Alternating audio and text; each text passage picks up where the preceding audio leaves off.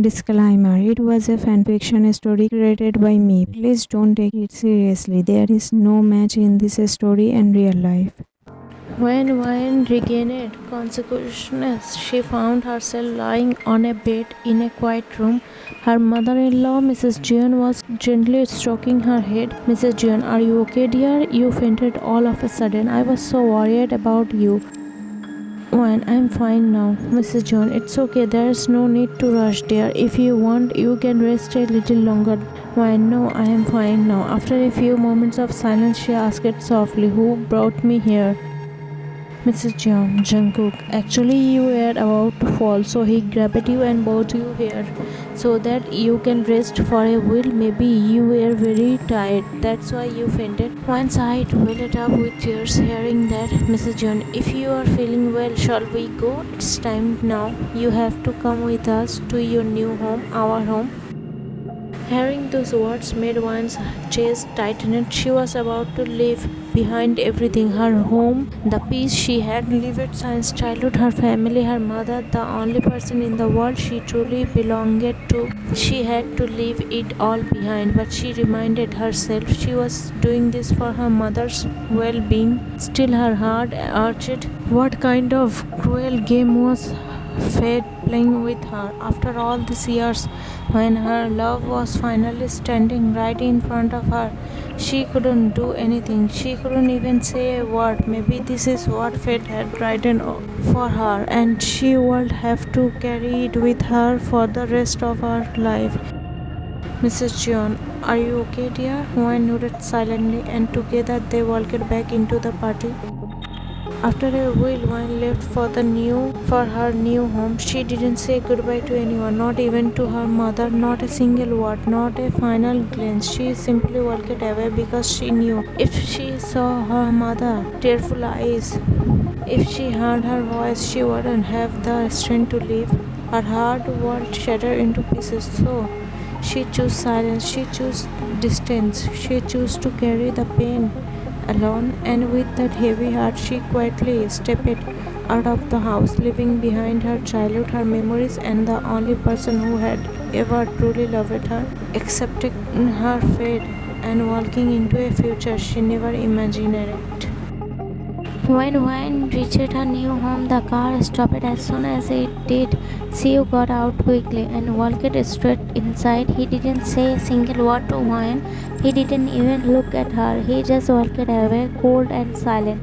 5 minutes later, Mrs. Jeon and Ava came to Wayne and opened the door. Mrs. Jeon gave her a warm smile and spoke in a sweet tone. "Mrs. Jeon, oh, actually, Siwoo is just very tired. That's why he went to his room so quickly. Don't worry, dear. We are here for you. Come with us, okay?" Wayne gave a small nod and stepped out of the car, but inside her heart she felt something strange. Something was not right. She knew Mrs. Jeon was trying to make her feel better, but Wayne could clearly see that something was wrong. Siwoo didn't look tired. He looked upset. His face, his eyes, his silence, everything was cold. Wayne stayed quiet. She didn't say anything, just like her expression showed pain and hurt. Siwoo's face also had something hidden. Something was definitely wrong, and Wayne could feel it. Mrs. Jeon made Wayne sit in the living room. She smiled and introduced her to everyone one by one. All the family members came and sat near Wayne except for Siwoo. He was still inside his room.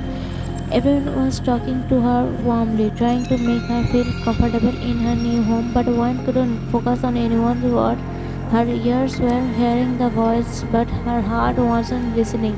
Her eyes were searching for someone else, not Siwoo, not any other family member, but him, her elder brother-in-law.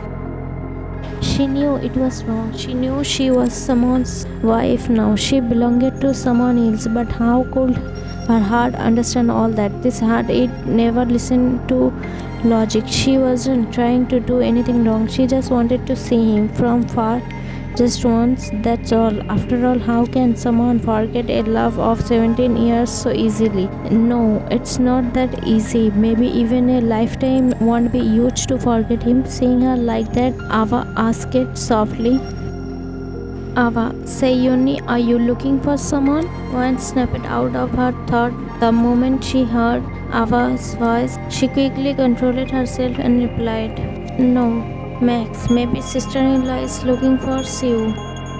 Wan was about to respond when her heart suddenly skipped a beat. Her wait was finally over. Jungkook was coming down the stairs. Her eyes immediately found him, the person her heart had been searching for all this time. That's when Mrs. Jeon called out him.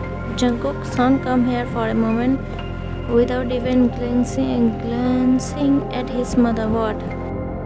Mrs. John, actually during the party you didn't get to meet Wine because she fainted, so now come and meet her. Smiled softly, trying to ease the moment. Cool, I am not interested. She is my younger brother's wife. That's all I need to know. Mrs. John, but son, I don't have time. Just then little Isla walked up to him. She gently held his finger and pulled him tightly, her voice innocent and full of warmth. Isla, Hyung, please come. Look at you, Sayoni. She is so lovely and really very beautiful. Maybe it was her innocence that he couldn't refuse her. Slowly he started walking with her. Wine silently watched everything. Why does he look so angry? Why did he talk like that to his own mother? Something is off in this family. So many questions, but no answers. Only silence and that strange deep pain in her chest. Jungkook stood in front of Wine and looked at Isla.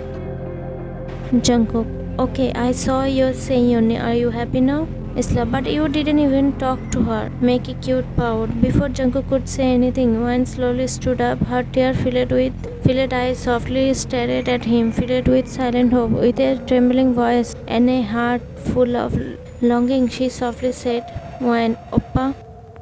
That one word carried the weight of her broken heart, hidden memories, and unspoken emotion. She hoped, maybe he will recognize her, but Jungkook's sharp reaction shattered her last bit of hope. Jungkook, who gave you the right to call me Oppa? You are my younger brother's wife, and that's all you will ever be. Don't try to tangle me into these relationships. Remember this, for me, you will always be a stranger, and don't you dare to call me Oppa again. If you do, I swear you will regret it. He shouted in anger, voice shaking with pain, his eyes burning with unhealed wounds. Mrs. Jeon, shut up, Jungkook. What kind of way is this to talk to your younger brother's wife? She just arrived in this house. She doesn't even know how you are, or what you want, or what you don't want. Why are you shouting at this innocent girl like that? She said loudly, her voice breaking and tears rolling from her eyes. Jungkook, really? Now this girl you met just minutes ago looks innocent to you, but when your own daughter was being thrown out of this house like trash, where was the concern? Where was this humanity? You people turned me into this, and for the cruelty you showed her, you will keep paying the price for it for the rest of your lives, he said in a loud voice, his eyes glittering with pain and tears. He turned around and left in anger, his footsteps loud but his heart screaming silently. Wine stood there frozen, her tears falling non-stop. She didn't even understand what crime she was being punished for. She wasn't that bad to deserve so much pain. For a while, everyone remained silent, stunned by what had just happened. The tension in the air was thick and no one dared to say a word. Then, breaking the silence, Isla's mom gently stepped forward, trying to ease the heavy atmosphere. She softly spoke, placing a hand on Wine's shoulder. Younger aunt, don't worry, dear. It's not your fault. Actually, Jungkook is just stressed because of some word, that's all. Otherwise, he's not like this. Really, he's a good boy. She gave a gentle smile, trying to hide the truth behind her words. Wine just nodded silently, not fully believing it, but also not strong enough to question anything. Younger aunt, you must be tired. Come, let's go. I will take you to your room. You need to rest. She guided Wine towards the stair while everyone else slowly returned to pretending like nothing had happened, but the edge in Wine's heart refused to fade. Then walking up to the stairs, younger aunt gently stopped in front of a door and turned to Wine. Younger aunt, go dear, this is your room now. Siwoo must be waiting for you. Best of luck. She smiled softly, trying to lift Wine's braid, even if just a little, then left quietly, leaving Wine standing alone in front of the door. Wine took a deep breath, gathering her courage, and slowly pushed the door open. As she stepped inside, her eyes met Siwoo's. He was already changed and sitting on the edge of the bed, but the look he gave her wasn't kind. His eyes were filled with cold anger. The moment he saw her, he shouted, how dare you come into my room? First you entered my life, third lies, and now you step into this room like everything is fine. Wine froze, shocked by his sudden outburst. Her heart started pounding and confusion covered her face. She had no idea what he was talking about. By deceit, what do you mean? She stood up. He walked up to her and stood just inches away. His words came out like poison. Siwoo, don't pretend like you don't know. I know exactly what kind of girl you are. A liar, a cheater. You merited me through deceit.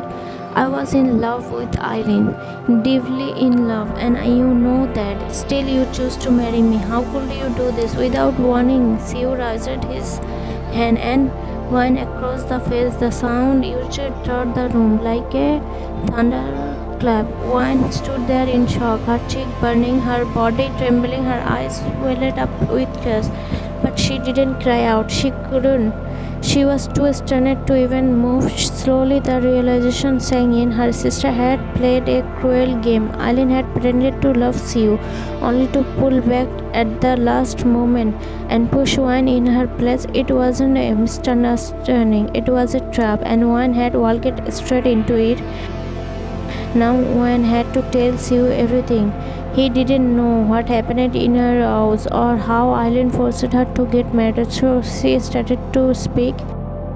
One, look, Siwoo, I didn't know anything about you and Eileen. My father wanted Eileen to marry you, but she said no. She clearly refused this marriage. My father was heartbroken because it was about his respect. Then Eileen forced me to marry you. She always behaved badly with Mom. She always made her sad. She told me that if I marry you, she will stop hurting Mom. That's the only reason I said yes to this marriage.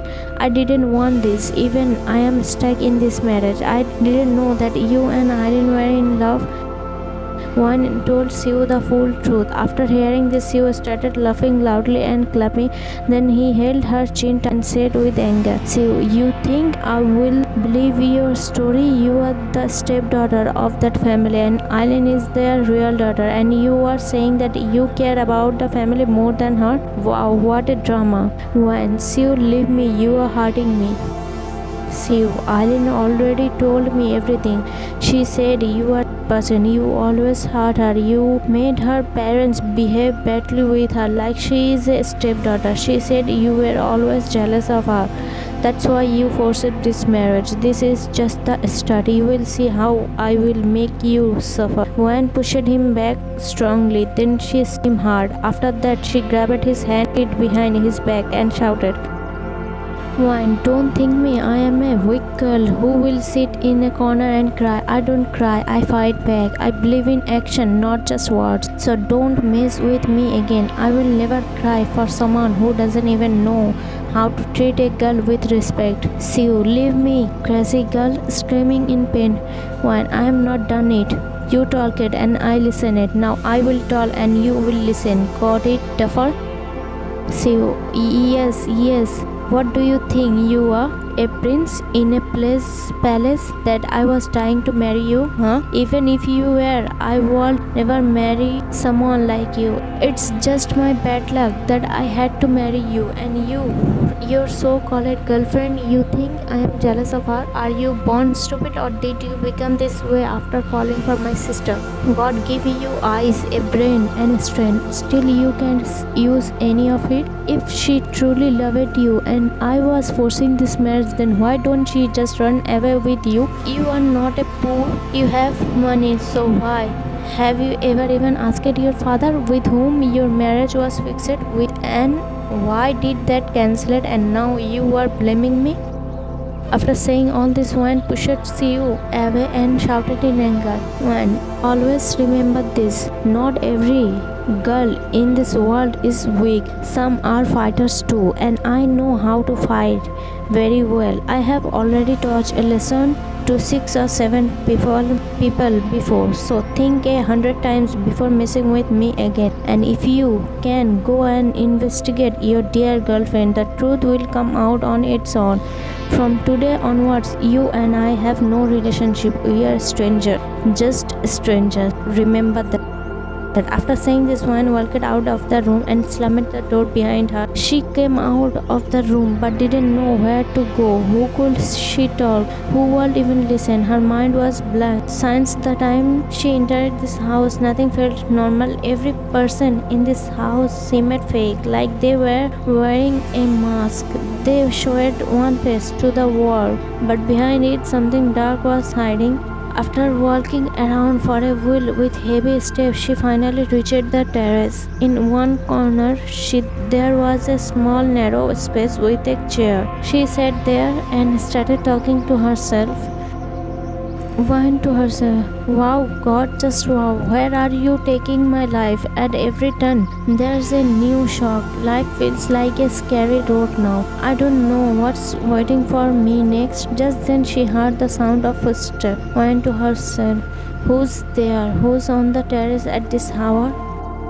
She slowly turned her head and looked at the terrace door. A man was standing there, but it was too dark to see his face clearly. It couldn't be Siwoo. He would come after her, and the rest of the family was asleep. As the man started walking toward the terrace, Wan quickly hid behind the wall.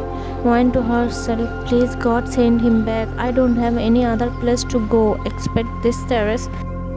Suddenly, someone pushed her gently toward the wall. He grabbed her hands tightly and pinned them against the wall. His face was still in shadow, but his eyes, those same deep doe eyes, stared into hers. She whispered the word without even thinking. Wine. Oppa? Jungkook, voice filled with anger, eyes sharp and full of fire. You again? What are you doing here alone on the terrace at this hour? You should be in your room with your husband. Took a step closer, face cold and unreadable. Jungkook, what do you think? That you can fool me just like you fooled my brother?